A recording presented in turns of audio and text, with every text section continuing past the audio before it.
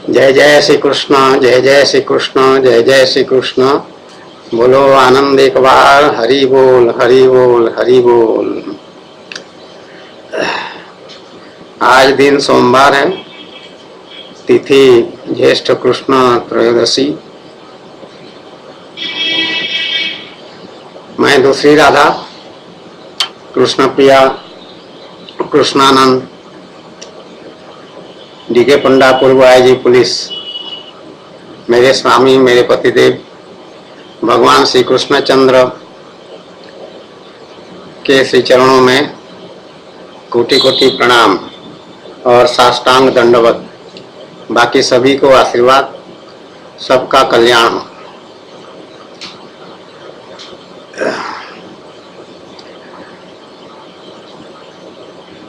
इसमें कोई संदेह नहीं है कि आज के युग में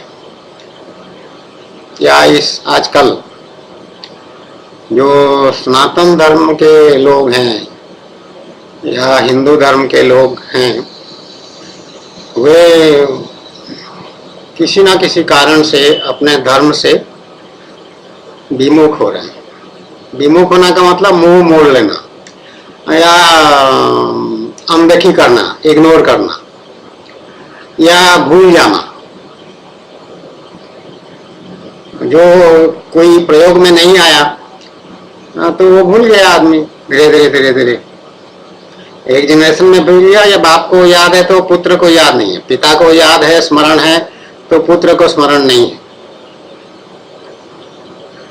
जैसे गायत्री जप का अभ्यास पहले जमाने में करते थे तो पिता को याद होगा, पिता अभ्यास क्या होगा, वो वृद्ध हो गया है, पुत्र बड़ा हो गया है, वो संभाल लिया है काम धंधा सब, लेकिन उसको गायत्री जप का अभ्यास नहीं है।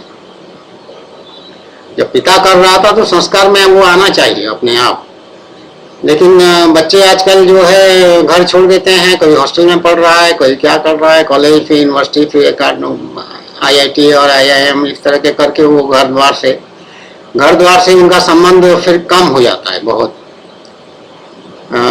डीके पंडा का जो है हाई स्कूल तक तो घर से बहुत अच्छा सब चीज संबंध था, पूरा 100%। उसके बाद वो पास के जो बड़े शहर में संबलपुर जिला संबलपुर में गंगाधर मेहर कॉलेज है, वहाँ कॉलेज में एडमिशन हो गया हाई स्कूल के बाद।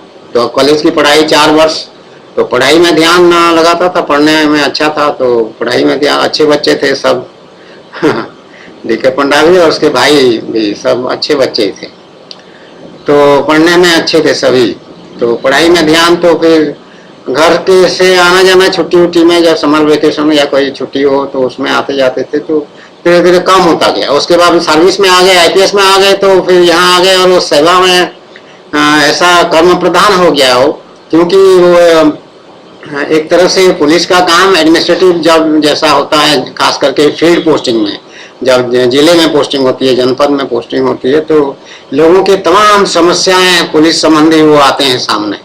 तो उसमें गांव के माहौल का भी बहुत ज्यादा समस्याएं आती हैं, व्यक्तिगत समस्याएं।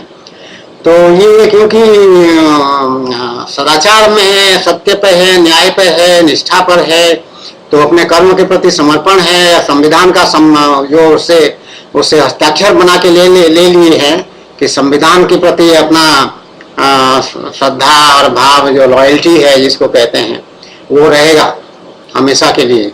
तो अब संविधान के अंतर्गत सब कार्य होते हैं, वो अच्छी तरह उसको मालूम हो गया, क्योंकि उसके बाद पुलिस प्रशिक्षण नेशनल पुलिस अकादमी में दिया जाता है। उसमें कॉन्स्टिट्यूशन ऑफ इंडिया, क्रिमिनल, जितने मेजर एक्ट्स, माइनर एक्ट्स, जितने भी कानून हैं सब पढ़ाए जाते हैं, सिखाए जाते हैं। उसके आगे मैनेजमेंट वगैरह के भी सब पढ़ाते हैं, सिखाते हैं।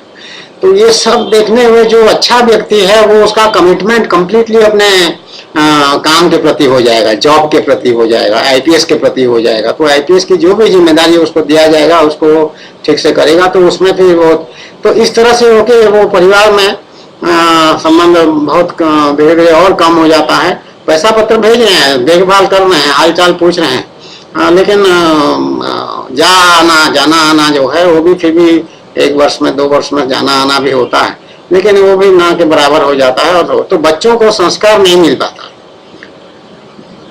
तो बच्चों को संस्कार नहीं मिल पाता है तो वो भूल जाते हैं।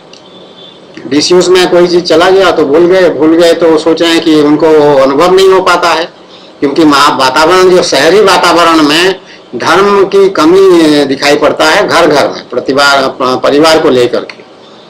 ऐसे यहाँ मोहल्ले में ऐसा नहीं है कि नौटंकी जैसा कार्यक्रम होता है, मनोरंजन वाला, देवी जागरण और ये इस तरह के कार्यक्रम, या मानस का कथा जो है प्रातः काल या रात भर लाउडस्पीकर लगा देंगे और वो कथा बोलने वाले होते हैं, पैसा लेते हैं, और उसमें गाना बजाना वाले भी होते हैं, बाजा वाले भी होते हैं, बाजा बजाते हैं, ये मानस को बोलते जाते हैं जैसे कि एक्सप्रेस ट्रेन चल रहा है, उसको समझते हुए या दूसरों को समझाने वाला लाउडस्पीकर जरूर लगाएंगे ताकि बाकी सब डिस्टर्ब हो पूरा मोहल्ले में। है मानस, रामचरित मानस या रामायण पाठ अच्छी बात है, बहुत बढ़िया कल्याणकारी है, लेकिन उसको खुद स्वयं उसको पढ़ोगे ना और उसको समझते हुए पढ़ोगे तब कल्याण होगा। और अपना कोई श्रद्धा नहीं, जो यजमान है या जो करा रहा है वो तो मान लीजिए सो रहा है, बैठना चाहिए, वहां बैठते भी हैं, लेकिन मान लीजिए अवलोकन कर रहा है, बातचीत भी चल रहा है, उसमें गपशप भी चल रहा है, या अपने वाइफ के साथ बात कर रहा है, बच्चे के साथ बात कर रहा है, या किसी और काम में उलझ गया, कोई फोन आ गया उसको सुन रहा है, तो ये क्या ध्यान, ये अटेंशन नहीं है मानस का कार्यक्रम। तो इस तरह का सब होता है कार्यक्रम, धार्मिक कार्यक्रम अनुष्ठान आदि होता है, लेकिन वो ना के बराबर। तो इसीलिए धर्म का जो संस्कार है वो धीरे धीरे कमजोर पड़ता जा रहा है। भगवान जो है मनुष्य से जैसे ओझल होते जा रहे हैं, ऐसी स्थिति बन गई है। तो इसीलिए मनुष्य जो है अपना कर्तव्य अकर्तव्य का निर्णय नहीं कर पाता है, और वो आम समूहों में जो मास ओपिनियन है उस पर वो प्रभावित होना शुरू हो जाता है, और उधर उसका आकर्षण भी बढ़ जाता है। हाँ, बलात्कार हुआ वहाँ दिल्ली में 16 दिसंबर को, हाँ बलात्कार हुआ, बड़ा अब नाच रहे हैं सब, 4-5 दिन 10 दिन 15 दिन 20 दिन 1 महीना 2 महीने नाच रहे हैं सब, और इसका पूरा ध्यान जो है उधर, और एक पॉइंट ऑफ अट्रैक्शन हो गया, और भगवान कहाँ से याद आएंगे। बलात्कार हो गया, हाय बलात्कार हो, ऐसा नहीं होना चाहिए, वो कैंडल लाइट लेके पहुंच गए वहां पर, फोटो दे दिए और उसको माला पहना दिए, ये कर दिए, और ये नहीं चलेगा, वो होगा, नया कानून बनाया जाए, उसको फांसी दिया जाए, फांसी दिया जाए, फांसी दिया जाए। अब जितने बार तुम फांसी दिया जाए कह रहे हो, उतने बार भगवान का हे नाथ हे नाथ हे नाथ हे राम राम राम राम राम कृष्ण कृष्ण कृष्ण ऐसा कहो श्रद्धा के साथ, तब तुम्हारा कल्याण होगा। फांसी दिया जाए क्या, ये द्वेष है। अब मोदी जीत गए, बीजेपी जीत गया, मोदी प्राइम मिनिस्टर बनेंगे, ये हो, हाँ Modi Modi Modi BJP BJP BJP हो। ये है राग। राग मतलब प्यार, प्रेम, आकर्षण, श्रद्धा, निष्ठा, अच्छा लगना, ये राग। तो राग और द्वेष, इसी में तुम नाच रहे हो, दिन और रात तांडव कर रहे हो। तो जब इसमें तुम नाचोगे दिन रात, तो फिर भगवान कैसे याद आएंगे। अब भगवान की महिमा या उनका महत्व क्या है जीवन में, ये तुम समझना भी नहीं चाहोगे। धीरे धीरे फिर धीरे धीरे ऐसा हो जाएगा, कहोगे अरे क्या वो सब रामायण में या महाभारत में या भागवत महापुराण में वो जो लिख दिए हैं वो कुछ लोग, उससे कोई मतलब नहीं, आजकल के रिलेवेंट नहीं है। आज के जो थॉट प्रोसेसेस हैं, आज का जो वैल्यू सिस्टम है, इस पर बात करो, कर्मों पर बात करो।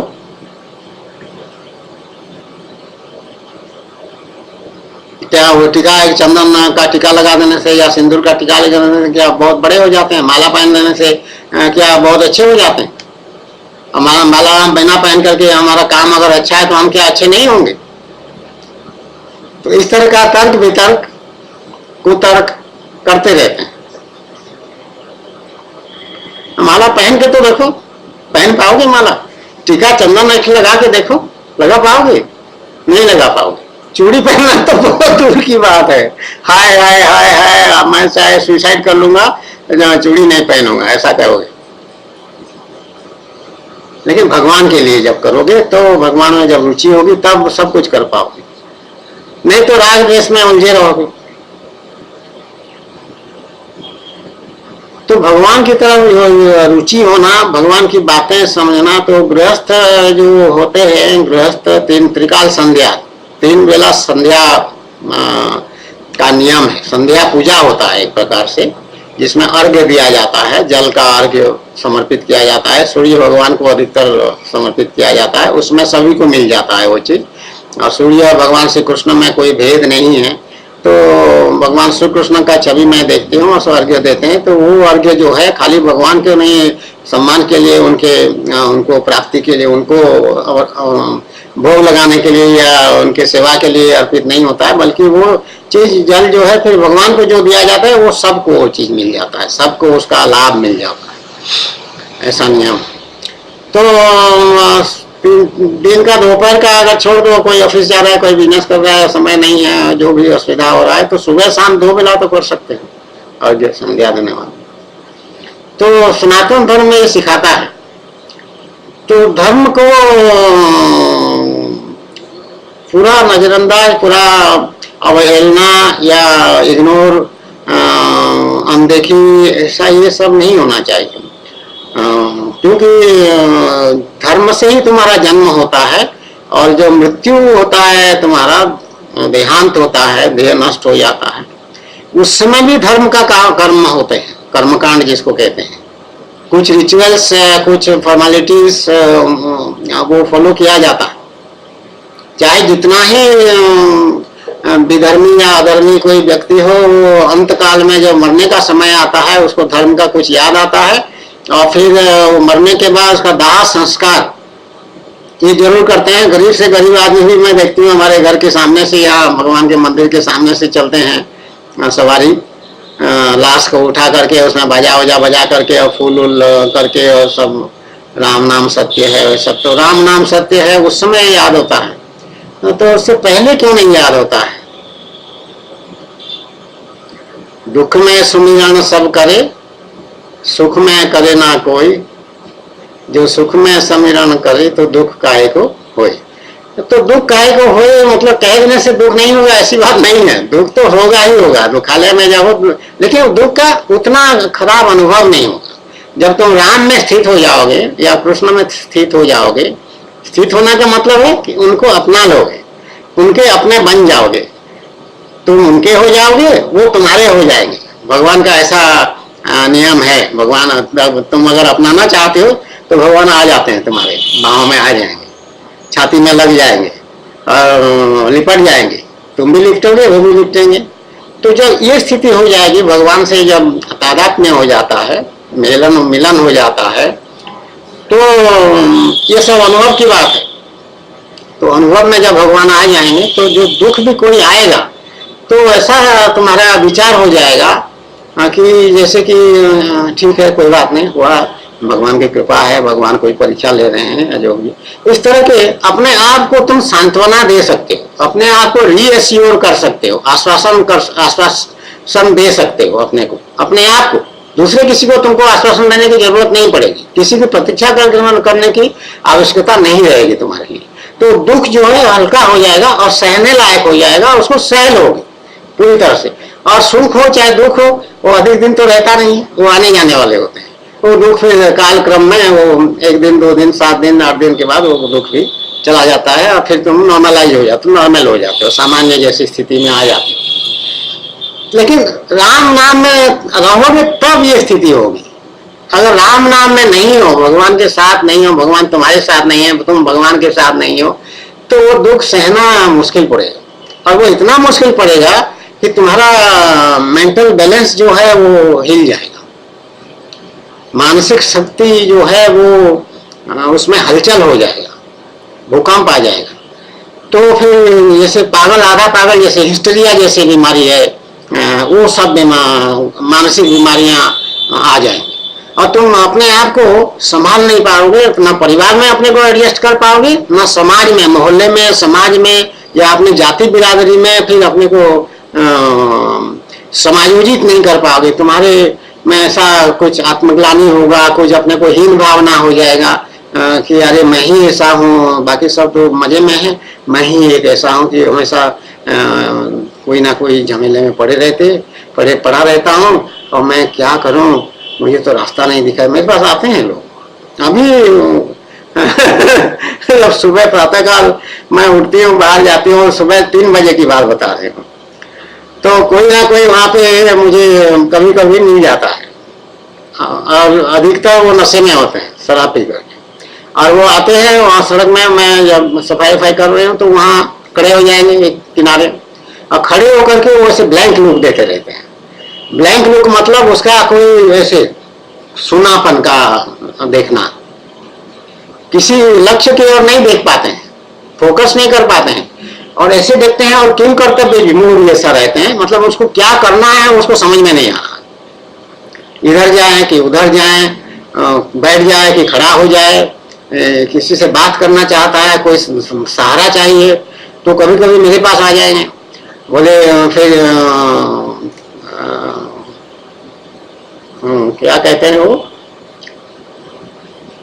ऐसे नमस्कार जैसे कुछ करेंगे, नमस्कार जैसे करेंगे, कभी हाथ जोड़ लेगा, कोई करेगा, और मुझे थोड़ा सा ये करिए, मुझे कुछ, मैं कल्याण हो ऐसा कहती हूँ, क्यों भी होता है तो कल्याण हो ऐसा कहती हूँ समझ रहे हैं उसकी स्थिति।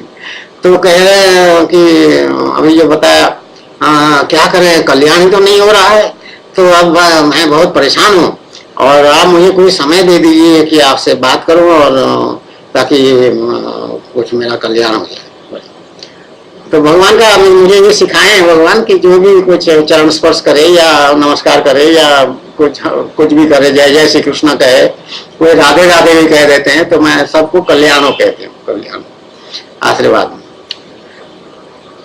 तो मैंने कहा उससे कि ठीक है 3 बजे के करीब, दिन को 3 बजे के करीब आ सकते हो। मुझे मालूम है अच्छी तरह वो आएगा नहीं, क्योंकि नशा में है, नशे जब उतर जाएगा तो उसको शायद संभवतः यह स्मरण ही नहीं होगा कि वो क्या बातचीत किया था मेरे से, और फिर कहेगा कहीं उल्टा पुल्टा तो नहीं कर दिया था कोई बातचीत, ऐसा सोचेगा। अरे बाबा छोड़ो, फिर वो 3 बजे वाली बात भी भूल भाल लग जाएगा और आएगा नहीं, कि मुझे मालूम है, तो नहीं आया हो। लेकिन उसकी स्थिति मैं कह रही हूँ, वो आदमी, उसका यदि भगवान पर श्रद्धा होता, विश्वास होता, भगवान में कुछ लगन लगा होता, उसका कुछ निष्ठा होता भगवान के लिए, तो इतना घबराता नहीं, इतना किं कर्तव्य विमूढ़ नहीं होता, और स्थिर चित्त होता, शांत होता, थोड़ा सा शांत होता। जो भगवान में भक्ति करने वाला व्यक्ति होता है, उसके परिवार में लड़के का रिजल्ट खराब हो गया, अब लड़का हो चाहे लड़की हो, अब वो परेशान हो, लड़का जो है उछल कूद, कोई सुसाइड कर लेते हैं बच्चे फेल हो जाने से, अच्छे पढ़ने वाले हैं किसी कारण से फेल हो गए, तो आत्महत्या तक करने की सोच लेते हैं, कर भी लेते हैं अकेले जो रहते हैं। लेकिन परिवार में रहते हुए भी बच्चे बहुत ज्यादा डिप्रेशन में चले जाते हैं, प्रभावित होते हैं वो फेलियर से, या कम नंबर आ गए उससे भी बहुत सारे सेंसिटिव इतना होते हैं कि वो बहुत नीचा आ जाता है, उनका पारा जो है एकदम डिमोरलाइज्ड हो जाता है और डाउन हो जाता है, इसको कहते हैं, अपने आप को असहाय सा अनुभव करते हैं। और क्योंकि इसमें पापा भी कुछ नहीं कर सकते कि पापा किसी से सिफारिश कर दें जा करके, या पैसा रुपया खर्चा कर दें तो रिजल्ट ठीक हो जाएगा, ऐसा भी संभावना नहीं होता उसमें, तो एकदम हेल्पलेसनेस सिचुएशन होता है। तो जो धार्मिक व्यक्ति है, गृहस्थ अगर पिता अगर धार्मिक प्रवृत्ति का है, तो उसको तरह तरह से समझाने की शक्ति उसमें भगवान उसको दे देंगे, और भगवान उसको संभाल लेंगे उस बच्चे को, इसके पिता के थ्रू। पिता निमित्त मात्र बन जाएगा, जैसे भगवान अर्जुन से कहे, अर्जुन जब कह रहा है उछल उछल करके मूर्खामी कर रहा है इतना परेशान है कि मैं अपने पितामह को कैसे मार दूं, और मेरे गुरु आचार्य खड़े हैं सामने, उसको कैसे मार दूं, ये जो दुर्योधन वगैरह ये भी तो मेरे भाई ही लगते हैं ना, कैसे युद्ध करूं इनसे। भगवान ने कहा अरे मूर्ख तू क्या युद्ध करेगा, तू निमित्त मात्र बन जा, निमित्त मात्र भव सभ्य साची, मैं युद्ध करूंगा, जो कुछ करना है मैं करूंगा, तुम निमित्त बन जा। तो वही निमित्त बन जाता है वो पिता, और वो अपने बच्चे को समझा बुझा करके भगवान उसको संभाल लेते हैं। तो भगवान हमेशा एक्टिव रहते हैं, भगवान इनेक्टिविटी नहीं रहता है कि अक्रिय अवस्था उनका मतलब कुछ नहीं कर सकते हैं, ऐसी बात नहीं है। उनका स्वभाव अक्रियता का है, कुछ ना करने का। लेकिन जब भक्त किसी भी भक्त का वो ध्यान रखते हैं हमेशा, कोई भी बात हो, कोई सिचुएशन हो, कोई प्रॉब्लम हो, कोई समस्या हो, कुछ हो, भगवान देखते रहते हैं और संभालते रहते हैं। खाली देखते नहीं रहते हैं बल्कि संभालते ही रहते हैं। उसको बुद्धि ऐसे देंगे, उसको ऐसे कर देंगे, व्यवस्था कर देंगे, कुछ कर देंगे, कोई नया आइडिया दे देंगे, कोई अल्टरनेटिव आइडियाज दे देंगे। तो भक्ति की महिमा है, भक्ति व्यर्थ नहीं है। और भगवान कोई अननोन एंटिटी नहीं है, वो नोन एंटिटी है। जैसे हवा है, वायु है, जहाँ ऑक्सीजन है, और ऑक्सीजन से ही हम जीवित रहते हैं। जो सांस अभी चल रहा है ये दूसरी राधा का, ये शरीरदारी है अभी भी। तो ये कमरे में ऑक्सीजन है, चाहे दरवाजा लगभग सब बंद है, गर्मी इतना ज्यादा है, पर्दे वर्दे भी लगे हुए हैं, सब अंधेरा जैसे कर रखे हैं ताकि गर्मी कम हो। तो लेकिन ऑक्सीजन है, ऑक्सीजन को हम देख नहीं पा रहे। तो तुम मैं कहूँगी ऑक्सीजन नहीं है, जब तक ऑक्सीजन दिखाई नहीं पड़ोगे तुम, तो ऑक्सीजन नहीं है ये मैं मान के चलूं। ऐसा तो नहीं है। अब तो ये साइंटिफिकली प्रूव्ड है कि ऑक्सीजन हमारे अंदर जाता है, वो शरीर को ठीक ठाक साफ सुथरा रखता है। सारे ऑर्गन और ऑर्गेनेलिस जितने भी है, ब्रेन वगैरह सब, ऑक्सीजन अगर खत्म हो जाएगा, ब्रेन काम करना बंद कर देगा, शरीर मर जाएगा।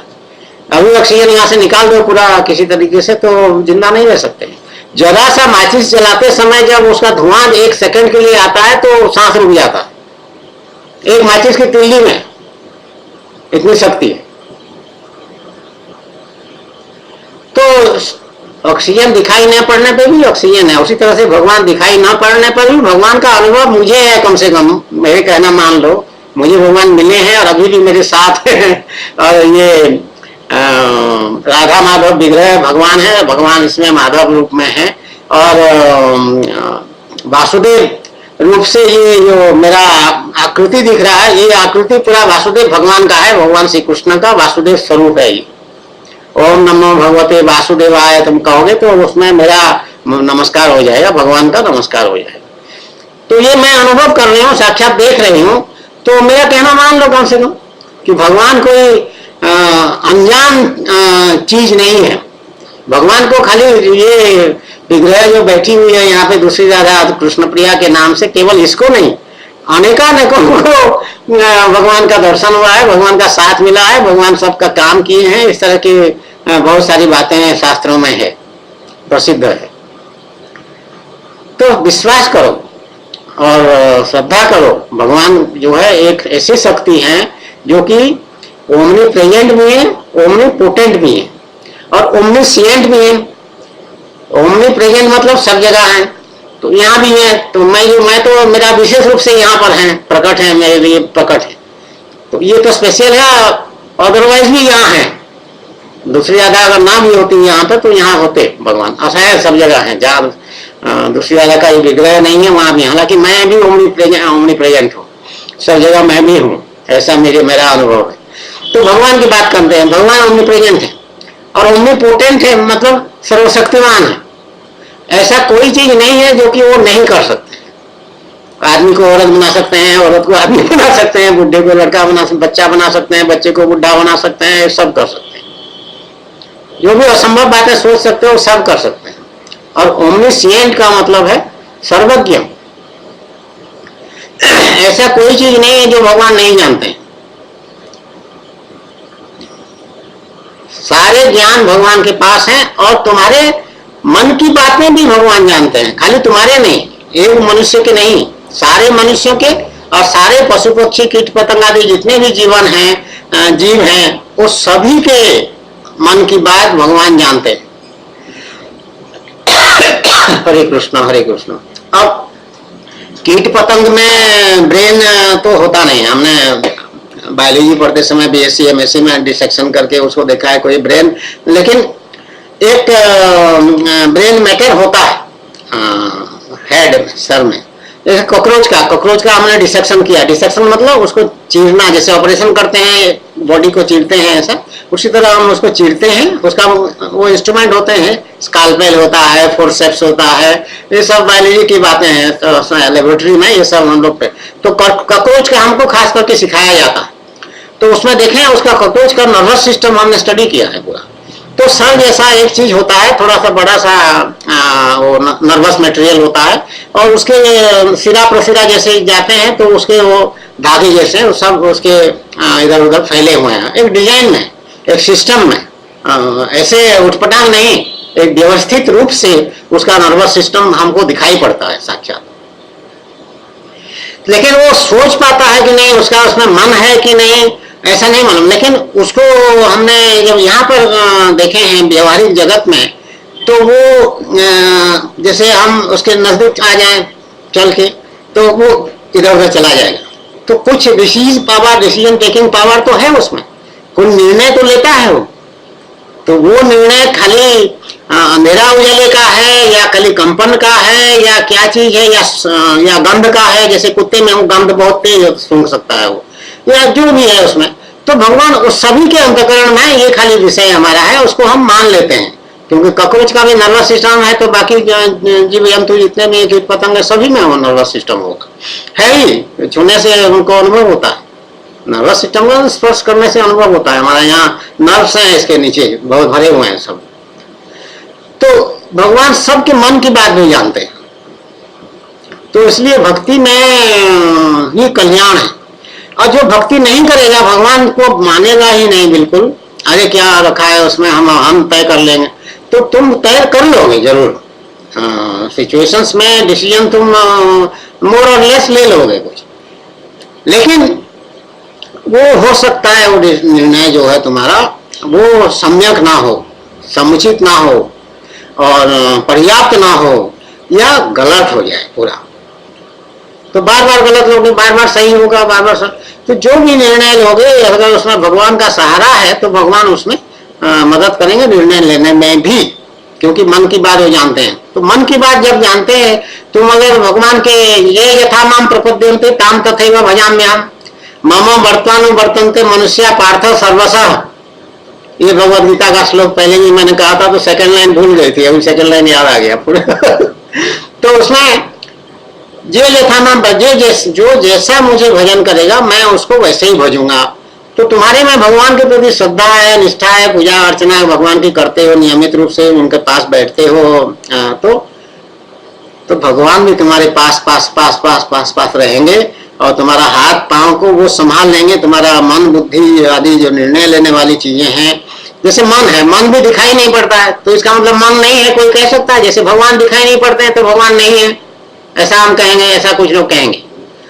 लेकिन मन भी तो कहाँ दिखाई पड़ता है, बुद्धि कहाँ दिखाई पड़ता है, तुम्हारा विवेक कहाँ दिखाई पड़ता है, ब्रेन तो दिखाई पड़ता है, लेकिन मैं मन नहीं दिखाई पड़ता है। लेकिन हम सब कहते हैं मेरा मन नहीं है वहां जाने का, ये काम करने का, वो करने का है, बुद्धि काम नहीं कर रही है, आज क्या मालूम क्या बात हो गया।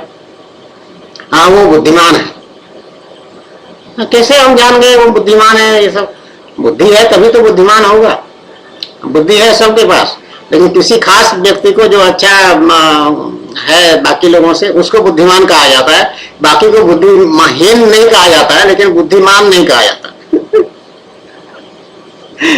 बुद्धि सब में है, सब बुद्धिमान है, लेकिन किसी खास अच्छे आदमी को बुद्धिमान कहा जाता, बाकी सब सामान्य उसका नाम ही नहीं लेते हैं किसी को, है ठीक है तो है। तो ये स्थिति है। तो भगवान का साक्षात्कार तो हम कर रहे हैं, हमारी जैसी भगवान की कृपा प्रसाद जिसको प्राप्त हुआ है, हमारी स्थिति ऐसे ही है। लेकिन जिसको नहीं भी हुआ है और लेकिन भक्ति कर रहा है, वो अभी साधना उसका पूरा नहीं हुआ है, तो वो भी वो बहुत बड़ी बात है। और उसमें तुम्हारा डे टू डे एंगेजमेंट्स में, डे टू डे कार्यक्रम में हर पल जो है भगवान तुम्हारे साथ रहेंगे। जितना तुम बचते हो उतने ही साथ रहेंगे। 100% बचते हो तो 100% तो हो नहीं सकता है, वो मेरे लिए हो सकता है, मेरा 100% है। रात और दिन मेरा और कोई काम नहीं है, ये भी जो अभी काम हो रहा है ये भी भगवान की आज्ञा से, भगवान के लिए हो रहा है, ये भगवान की सेवा है। तो 100% हमारा है, बाकी लोगों का 100% नहीं हो सकता है, लेकिन ठीक है 30%, 40%, 50%, 60% जो जितना जहां तक कर पा रहे भगवान उतने परसेंटेज में वो मात्रा में तुम्हारे पास रहेंगे और तुम्हारा काम धंधा वो संभाल लेंगे। एक हमारे जानने वाले थे वहां लखनऊ में, तो पत्रकार थे, उनके उनके पति, एक स्त्री की बात कर रहे हूँ, बुजुर्ग थे। तो वो कहते थे कि पंडा साहब क्या करें, ये ऐसा समस्या हो गया, तो हमने तो उसमें गांठ बांध करके उसको भगवान के चरणों में रख दिया और कहा कि अब आप ही संभालिए। आप निश्चिंत हो गए।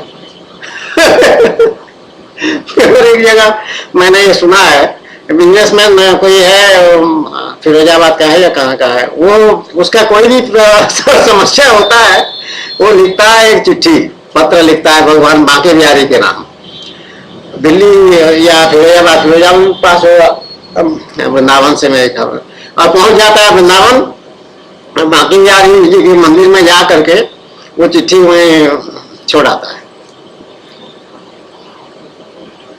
डिब्बे में दान उनका डिब्बा होगा, और चिट्ठी छोड़ आता है, उसने चिट्ठी के साथ कुछ रुपया पैसा 50-100 रुपया का नोट वोट डालता है कि नहीं, ये मुझे नहीं मालूम है। लेकिन डाल रहा है तो अच्छी बात है, नहीं डालता है तो भी कोई बात नहीं, लेकिन वो चिट्ठी जरूर डाल देता है अपने समस्या का, वो समस्या का समाधान हो जाता है, उसका सब ठीक हो जाता है प्रॉब्लम।